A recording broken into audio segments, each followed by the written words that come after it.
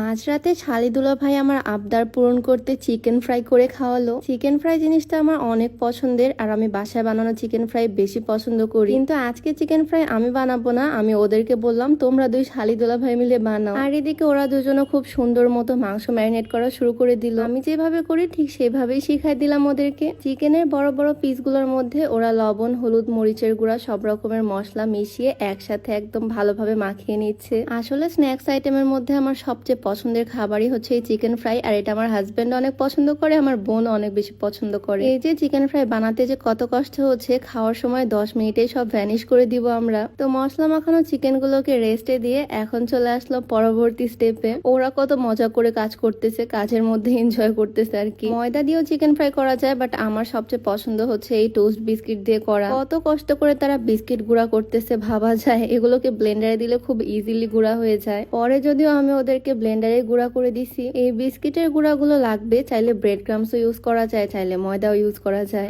আর এটার মধ্যে এখন অ্যাড করে দিয়েছে সামান্য পরিমাণে লবণ আর একটু গুঁড়া মরিচ। লবণ আর মরিচের গুঁড়া দিয়ে ভালোভাবে বিস্কিটের গুঁড়াগুলোকে মিক্স করে নিল এখানে। এটার কাজ শেষ। আর তারপরে লাস্ট স্টেপ যেটা হচ্ছে ডিমের ফুল বক্স নিয়ে চলে আসছে, যদিও আমাদের লাগবে মাত্র 2টা। সত্যি বলতে আমি কাজে তেমন একটা হাত দিচ্ছি না, ওরা দুইজন মিলেই করতেছে, সেজন্য টাইমটা একটু বেশি লাগতেছে ওদের। তারপরে সবাই মিলে একসাথে কাজ করতে কিন্তু অনেক ভাল লাগে, অনেক মজা হয় একসাথে কাজ করতে গেলে। তোমাদের যাদের বডিতে কালো দাগ আছে হাত, পা, ঘাড় বা কনুইয়ে, তোমরা চাইলে ব্ল্যাক আউট বডি লোশনটা ইউজ করতে পারো। 3 থেকে 7 দিনের মধ্যে এটা কালো দাগকে অনেকটা ফেড করে দিবে, আর 30 দিনের মধ্যে কালো দাগ দূর করে ফেলবে। এটা বিএসটিআই কর্তৃক অনুমোদিত আর সায়েন্স ল্যাবে পরীক্ষিত হয়। এই লোশনটাতে কোনো রকমের সাইড এফেক্ট নাই, 100% সেফ। তো এই ব্ল্যাক আউট বডি লোশনটা তোমরা পেয়ে যাচ্ছ বিউটি ফ্রেক এসটি ফেসবুক পেজ থেকে। তাদের পেজটা আমার ডেসক্রিপশনে মেনশন করে দেওয়া থাকবে, চাইলে ভিজিট করে আসতে পারো। এখানে একটা বাটির মধ্যে ওরা 2টা ডিম ভেঙে নিছে, আর ডিমের মধ্যেও সামান্য পরিমাণে লবণ দিয়ে দিল, একটু মরিচের গুঁড়া দিয়ে দিল। লবণ আর মরিচের গুঁড়াটা একটু বুঝে দিতে হবে, কারণ এই ডিমের মধ্যেও লবণ মরিচ যাচ্ছে, বিস্কিটের গুঁড়াতেও যাচ্ছে, আর চিকেনেও লবণ মরিচ দেওয়া আছে। আমার বোন এদিকে ভালোভাবে ডিমের ব্যাটারটাকে মিক্স করে নিচ্ছে, এইটাই লাস্টে। এদিকে আমার হাজবেন্ড চুলার মধ্যে কড়াই বসায়, তার মধ্যে তেল ঢেলে দিল। ম্যারিনেট করা চিকেন গুলো এখন সুন্দর করে ফ্রাই করা হবে। এই তো এখানে আমাদের ম্যারিনেট করা চিকেন, ডিমের ব্যাটার আর বিস্কিটের গুঁড়া সবই রেডি। এখন জাস্ট কাজ হচ্ছে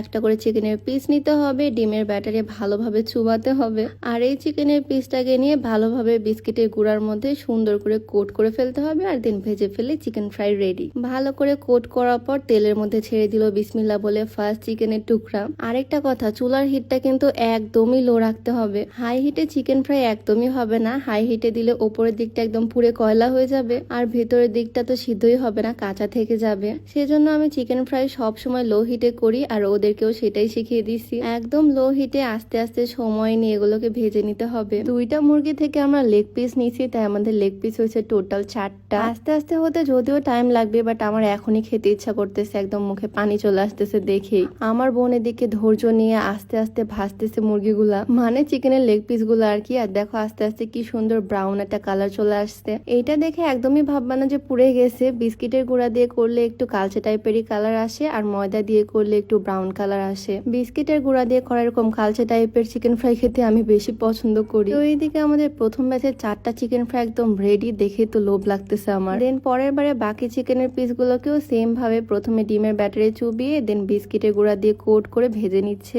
ছোট ছোট টুকরা করেও চিকেন ফ্রাই করা যায়, বাট এরকম বড় বড় টুকরা খেতে আমি বেশি পছন্দ করি, সেজন্য ওরা বড় বড় টুকরা করে বানাচ্ছে। এইদিকে আমার ছোট বোনের রিয়াকশনটা জাস্ট দেখো, ও মনে হচ্ছে ক্যামেরার মধ্যে এসে ভয় দেখাচ্ছে। যাই হোক, আবারও বেশ কিছুক্ষণ সময় নিয়ে উল্টে পাল্টে এই 4টাকেও ভেজে নিল ওরা। এইদিকে এত সময় লাগতেছে জন্য আমার ছোট ভাইও চলে আসছে, এতক্ষণে চিকেন ফ্রাই কেন হচ্ছে না দেখতে। তো ফাইনালি আমাদের সবগুলো চিকেন ফ্রাই কমপ্লিট। শালি দুলাভাই মিলে তাহলে চিকেন ফ্রাই বানানোর মিশনটা কমপ্লিট করে ফেললো। দেখতেই ইয়ামি লাগতেছে না অনেক। আর চিকেন ফ্রাই তো শুধু শুধু খাওয়া যাবে না, সস ছাড়া একদম ইনকমপ্লিট। আর একটা কথা, আমরা চিকেন ফ্রাই বানাতে আসছিলাম 12টার পর, বাট এখন রাত 1টা পার হয়ে গেছে। বাট আমরা এই চিকেন ফ্রাই খাওয়ার জন্য এত বেশি এক্সাইটেড, বানিয়ে খেয়েই ছাড়লাম। যদিও আমি বানাইনি, সব ক্রেডিটই আমার হাজবেন্ড আর আমার ছোট বোনের। আমি জাস্ট ওদেরকে ইনস্ট্রাকশন দিলাম আর ওরাই সবকিছু করলো। আচ্ছা, আমাদের চিকেন ফ্রাই দেখে কার কার খেতে ইচ্ছা করতেছে বলো তো? তোমরাও চাইলে সেম প্রসেসে বাসায় বানিয়ে খেতে পারো, এতটা সময় লাগবে না। ওরা দুইজন মিলে খুটখুট করে করছে তাই এত সময় লাগছে। যাই হোক, এটা খেতে কিন্তু ভীষণ টেস্টি হয়েছে। তোমাদের কাছে আজকের ভিডিওটা কেমন লাগলো অবশ্যই কমেন্টে জানিও। তো দেখা হয়ে যাচ্ছে নেক্সট কোনো ভিডিওতে। সবাই ভালো থাকো, সুস্থ থাকো, আল্লাহ হাফেজ।